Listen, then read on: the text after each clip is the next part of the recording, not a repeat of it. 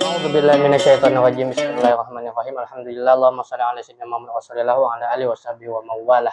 Setelah sebelumnya kita membahas tentang fa'il, yaitu seseorang yang melakukan sebuah perbuatan ataupun isim marfu tadi. Isim marfu'un yang mana taqaddamahu fi'lun dalam kaidah wadalla alaihi wadalla 'alal ladzi fa'alal fi'la, yaitu ketika kita sudah membahas tentang seseorang yang melakukan sebuah perbuatan, kadang dalam sebuah kata kerja itu ada yang mengharuskan adanya objek, sesuatu yang dikenai terhadap perbuatan tersebut, tapi terkadang tidak. Jadi kita kali ini akan membahas tentang ada kalanya si fi'il tadi, kata kerja tadi, dia mengharuskan adanya si objek, ataupun di sini sesuatu yang dikenai fi'il, seperti kata doroba. Doroba Muhammadun Zaidan. Jadi telah memukul oleh Muhammad. Muhammad memukul. Tapi jadi pertanyaan bagi kita, siapa sih yang dipukul oleh si Muhammad? Yaitu si Zaid. Jadi ternyata Muhammad telah memukul Zaid. Berarti yang kena pukulan itu siapa sih? Si Zaid. Nah, jadi yang kita bahas kali ini adalah siapa yang kena dari perbuatan si fi'il. Kalau itu diharuskan ada dalam perbuatan. Nah, tapi terkadang ada yang tidak perlu. Seperti apa? Seperti nama Muhammadun. Telah tidur si Muhammad. Namanya itu tidak memerlukan adanya objek lagi. Jadi kali ini kita akan membahas yaitu objek atau sesuatu yang dikenai kata kerja, yang mana ini juga salah satu pelengkap dalam membahas tentang fi'il. Lalu kita langsung masuk ke dalam contoh. Syaddat tilmizu al-habla, telah mengikat oleh seorang murid akan tali. Nah, tawatil bintu at-tauba, telah melipat oleh seorang anak perempuan akan pakaian. Akala dzi'bu al-kharufa, telah memakan oleh si serigala akan siapa? Akan si domba. Yarbahu sabiku jaizatan, mendapatkan oleh seorang pembalap akan sebuah hadiah. Yasidu sa'labu dajajatan, berburu seekor serigala akan seekor ayam. Yabi'ul qassabu, menjual oleh seorang penjagal akan daging. Fokus kita pada kalimat al-habla, at-tauba, al-kharufa, ya jaizatan, dajajatan, dan al-lahma. Yang mana secara arti mereka semua itu apa? Sesuatu yang dikenai oleh si perbuatan. Misal, syaddatil mizu al-habla. Al-habla.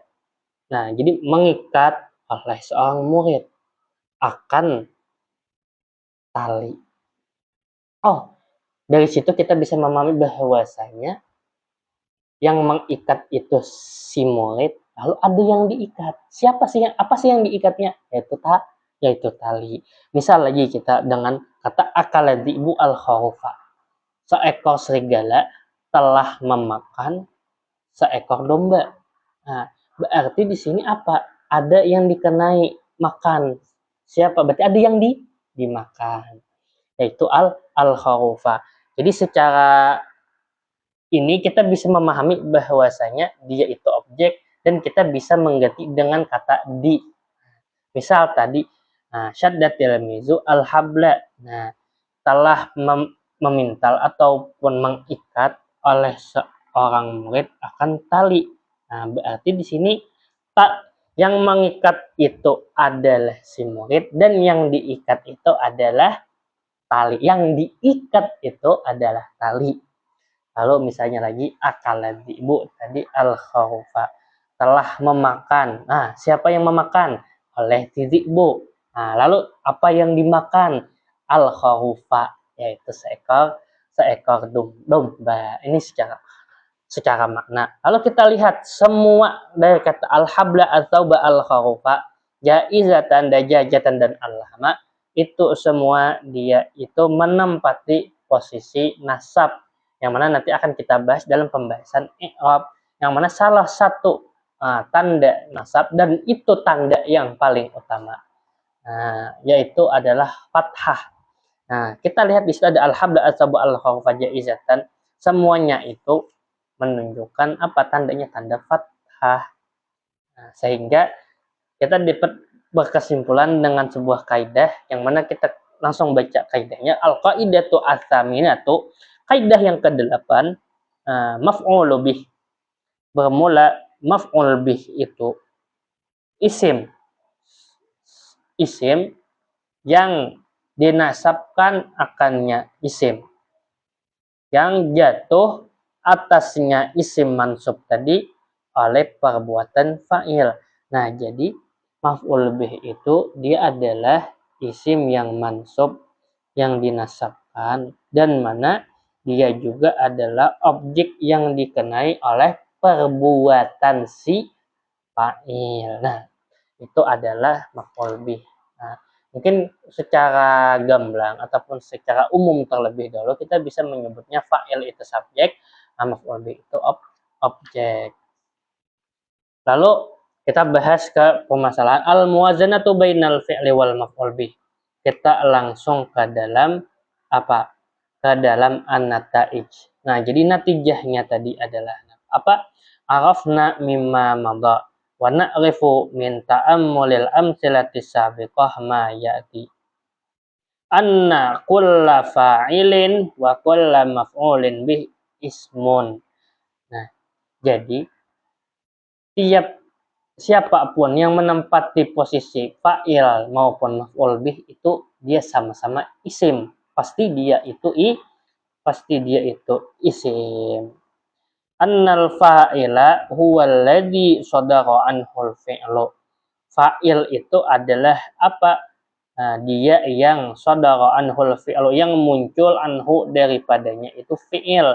Jadi yang melakukan sebuah perbuatan itu adalah fa'il. Maf'ul bih itu adalah apa?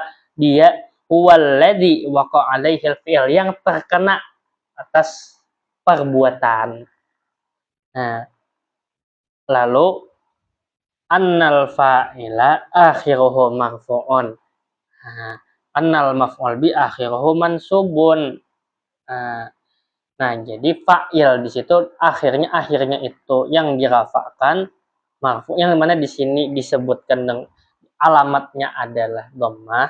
Lalu maf'ul bi itu adalah akhirnya mansub, yang mana di sini diwakili dengan fathah. Seperti contohnya yajurul hisanu al ajalata. Nah, misalnya apa? Menarik oleh seekor kuda akan sebuah kereta ataupun gerobak. Nah, lalu misalnya ini yaskil fallahu az-zar'a. Nah, itu telah menyiram oleh petani kan apa, misalnya yang az-zar'a sini misalnya apa yang sedang ditanam oleh petani. Nah, biasanya padi dan lain sebagainya. Yang mana fokus kita di situ adalah annal fa'il, yang mana fa'il itu seperti hison, akhirnya marfu. Maksudnya tadi di sini dia itu adalah isim marfu yang dihukumi rafa, yang mana salah satu alamat tandanya itu adalah dhammah. Nah, lalu maf'ul bi itu akhirnya mansub seperti kata Allah ajalata, yang mana dia itu maf'ul bi yang menempati posisi mansub. Nah, dia itu adalah isim mansub yang mana beralamatkan dengan alamat fathah. Yang mana nanti untuk permasalahan alamat pembahasan i'rab dan alamat-alamat daripada i'rab tadi itu insyaallah mudah-mudahan ada umurnya, mudah-mudahan ada waktunya, insyaallah kita bahas pada waktu-waktu yang akan datang, yaitu pertemuan-pertemuan yang akan datang. Sallallahu alaihi wasallam maulana Muhammad wa ala alihi wa sahbihi wa baraka wa sallam. Alhamdulillah.